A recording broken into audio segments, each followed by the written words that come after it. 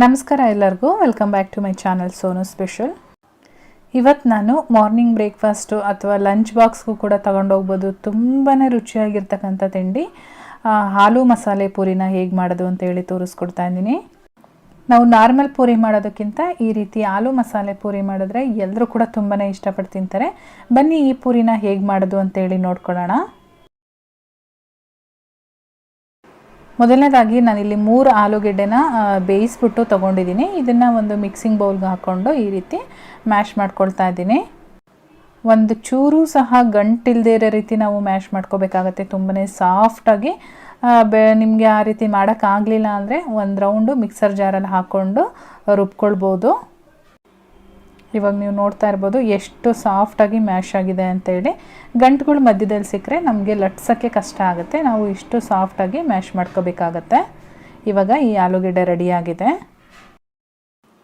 ಇದ್ರ ಜೊತೆಗೆ ಸಣ್ಣಗೆ ಕಟ್ ಮಾಡಿರ್ತಕ್ಕಂಥ ಕೊತ್ತಂಬರಿ ಸೊಪ್ಪು ಹಾಗೆ 1 ಹಸಿಮೆಣಸಿನ್ಕಾಯಿನ ಸೇರಿಸ್ಕೊಂಡಿದ್ದೀನಿ. ಜೊತೆಗೆ 1 ಕಪ್ಪು ಗೋಧಿ ಹಿಟ್ಟನ್ನು ಸೇರಿಸ್ಕೊಳ್ತಾ ಇದ್ದೀನಿ. 2 ಟೇಬಲ್ ಸ್ಪೂನು ಚಿರೋಟಿ ರವೆನ ಸೇರಿಸ್ಕೊಂಡಿದ್ದೀನಿ. ಹಾಗೆ ಒಂದು ಅರ್ಧ ಟೇಬಲ್ ಸ್ಪೂನು ಜೀರಿಗೆ, ರುಚಿಗೆ ತಕ್ಕಷ್ಟು ಉಪ್ಪು. ಎಲ್ಲ ಇಂಗ್ರೀಡಿಯೆಂಟ್ಸ್ ಹಾಕೊಂಡಾದಮೇಲೆ ನೀರು ಹಾಕದೇ ಒಂದ್ಸಲ ನಾವು ಈ ರೀತಿ ಮಿಕ್ಸ್ ಮಾಡ್ಕೊಳ್ಬೇಕಾಗತ್ತೆ. ಫಸ್ಟೇ ನೀರು ಹಾಕಿದರೆ ತೆಳುವಾಗಿಬಿಡುತ್ತೆ. ಇದನ್ನು ತುಂಬಾ ಗಟ್ಟಿಯಾಗಿ ಕಲಿಸ್ಕೊಳ್ಬೇಕು. ಹಾಗಾಗಿ ನೀರು ಹಾಕ್ಕೊಳ್ಬಾರ್ದು ಮುಂಚೆನೇ. ಆಲೂಗೆಡ್ಡೆನೇ ಹಾಕಿರ್ತೀವಲ್ಲ ಅದೇ ಸಾಕಾಗುತ್ತೆ. ಇವಾಗ ಎಲ್ಲ ಚೆನ್ನಾಗಿ ಮಿಕ್ಸ್ ಆದಮೇಲೆ ಒಂದು 2 ಟೇಬಲ್ ಸ್ಪೂನಷ್ಟು ಲಾಸ್ಟಲ್ಲಿ ಹಾಕ್ಕೊಂಡು ನಾವು ಮಿಕ್ಸ್ ಮಾಡ್ಕೊಳ್ಬೇಕಾಗತ್ತೆ. ಫಸ್ಟೇ ನಾವು ತೆಳುವಾಗಿ ಮಾಡ್ಕೊಂಬಿಟ್ರೆ ಆಮೇಲೆ ಒಂದು ಅರ್ಧ ಗಂಟೆ ನೆನೆಸ್ಬೇಕಲ್ವ, ಆ ಟೈಮಲ್ಲಿ ಇನ್ನೂ ತೆಳುವಾಗಿಬಿಡುತ್ತೆ. ಹಾಗಾಗಿ ಸ್ವಲ್ಪ ಗಟ್ಟಿಯಾಗೇ ನಾದ್ಕೊಳ್ಬೇಕು. ಇವಾಗ ನೀವು ನೋಡ್ತಾ ಇರ್ಬೋದು ಇಷ್ಟು ಕನ್ಸಿಸ್ಟೆನ್ಸಿ ಇರುತ್ತೆ. ಹಾಗೆ ಇದಕ್ಕೆ ಒಂದು 2 ಟೀ ಸ್ಪೂನಷ್ಟು ಎಣ್ಣೆ ಹಾಕ್ಕೊಂಡು ಮತ್ತೆ ಇನ್ನೊಂದು ಸಲ ನಾದ್ಕೊಳ್ತಾ ಇದ್ದೀನಿ. ಚೆನ್ನಾಗಿ ನಾದಿದ್ದಾದಮೇಲೆ ನಾವು ಇದೊಂದು ಅರ್ಧ ಗಂಟೆಗಳ ಕಾಲ ನೆನೆಯೋದಕ್ಕೆ ಬಿಡಬೇಕಾಗತ್ತೆ. ಇವಾಗ ಅರ್ಧ ಗಂಟೆ ಆದಮೇಲೆ ನಾನು ಇಲ್ಲಿ ತೋರಿಸ್ತಾ ಇದ್ದೀನಿ. ಮತ್ತೆ ಅಷ್ಟು ಸಾಫ್ಟ್ ಆಗಿದೆ. ಮತ್ತು ಕೈಗೆ ಸ್ವಲ್ಪ ಎಣ್ಣೆನ ಹಾಕ್ಕೊಂಡು ಇನ್ನೊಂದು ಸಲ ಚೆನ್ನಾಗಿ ನಾದ್ಕೊಳ್ಬೇಕು. ನಾವು ಎಷ್ಟೇ ಎಣ್ಣೆ ಹಾಕ್ಕೊಂಡ್ರೂ ಇದು ಕೈಗೆ ಅಂಟತ್ತೆ. ನಾವು ಆಲೂಗೆಡ್ಡೆ ಹಾಕಿರೋದ್ರಿಂದ ಸ್ವಲ್ಪ ಕೈಗೆ ಅಂಟತ್ತೆ. ಕೈಗೆ ಸ್ವಲ್ಪ ಎಣ್ಣೆನ ಅಪ್ಲೈ ಮಾಡಿಕೊಂಡು ಒಂದು ನಿಂಬೆಹಣ್ಣಿನ ಗಾತ್ರದಷ್ಟು ಉಂಡೆನ ನಾವು ಮಾಡಿ ಇಟ್ಕೊಳ್ಬೇಕಾಗತ್ತೆ. ಇವಾಗ ಇಷ್ಟು ಉಂಡೆಗಳನ್ನ ನಾನು ಮಾಡಿ ಸೈಡಲ್ಲಿ ಎತ್ತಿಟ್ಕೊಂಡಿರ್ತೀನಿ. ಇವಾಗ ಸ್ವಲ್ಪ ಹಿಟ್ಟನ್ನು ಹಾಕ್ಕೊಂಡು ನಮಗೆ ಯಾವ ಸೈಜಲ್ಲಿ ಬೇಕೋ ಆ ಸೈಜಲ್ಲಿ ಪೂರಿನ ಲಟ್ಟಿಸ್ಕೊಳ್ಬೇಕು.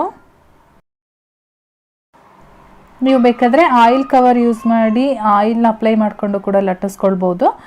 ಬಟ್ ಹಿಟ್ಟು ಹಾಕೋದ್ರಿಂದ ಕೈಗೆ ಅಂಟೋದಿಲ್ಲ ಅಂತೇಳಿ ನಾನು ಹಿಟ್ಟು ಹಾಕ್ಕೊಂಡು ಲಟ್ಟಿಸಿದ್ದೀನಿ. ಸ್ವಲ್ಪ ಲಟ್ಟಿಸ್ಕೊಂಡು ಇಟ್ಕೊಂಡಿದ್ದೀನಿ.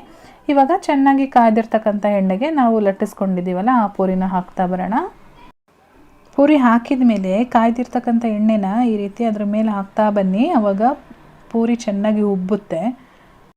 ಇವಾಗ ನೋಡ್ತಾ ಇರ್ಬೋದು ಪೂರಿ ಎಷ್ಟು ಚೆನ್ನಾಗಿ ಉಬ್ಬಿ ಬಂದಿದೆ ಅಂತೇಳಿ. ಇದಕ್ಕೆ ಚಟ್ನಿನೂ ಬೇಡ, ಪಲ್ಯನೂ ಬೇಡ, ಅದು ಯಾವ ಸಾಗುನೂ ಬೇಡ, ಅಷ್ಟು ಟೇಸ್ಟಿಯಾಗಿರುತ್ತೆ. ಇದೇ ರೀತಿ ಎಲ್ಲ ಪೂರಿಗಳನ್ನೂ ಸಹ ಕರೆದಿಟ್ಕೊಳ್ಳಿ. ಸೊ ನೋಡಿದ್ರಿ ಅಲ್ವಾ ಆಲೂ ಮಸಾಲೆ ಪೂರಿನ ಹೇಗೆ ಮಾಡೋದು ಅಂತೇಳಿ. ನಾನಿಲ್ಲೊಂದು ಓಪನ್ ಮಾಡ್ತಾ ಇದ್ದೀನಿ, ಆದರೆ ತುಂಬಾ ಬಿಸಿ ಇದೆ. ಎಣ್ಣೆಯಿಂದ ತೆಗೆದ ತಕ್ಷಣ ಓಪನ್ ಮಾಡಿದೆ. ಎಷ್ಟು ಚೆನ್ನಾಗಿ ಉಬ್ಬು ಬಂದಿದೆ ಅಂತೇಳಿ ನೀವು ನೋಡ್ತಾ ಇರ್ಬೋದು. ಈ ರೆಸಿಪಿ ಇಷ್ಟ ಆಗಿದ್ರೆ ಒಂದು ಲೈಕ್ ಮಾಡಿ, ಹಾಗೆ ಚಾನಲ್ನ ಸಬ್ಸ್ಕ್ರೈಬ್ ಮಾಡ್ಕೊಳ್ಳಿ. ಜೊತೆಗೆ ನನ್ನ ಫೇಸ್ಬುಕ್ ಪೇಜನ್ನು ಕೂಡ ಫಾಲೋ ಮಾಡಿ. ನಾನು ಮತ್ತೆ ಸಿಗ್ತೀನಿ ಮುಂದಿನ ವಿಡಿಯೋದಲ್ಲಿ. Thank you.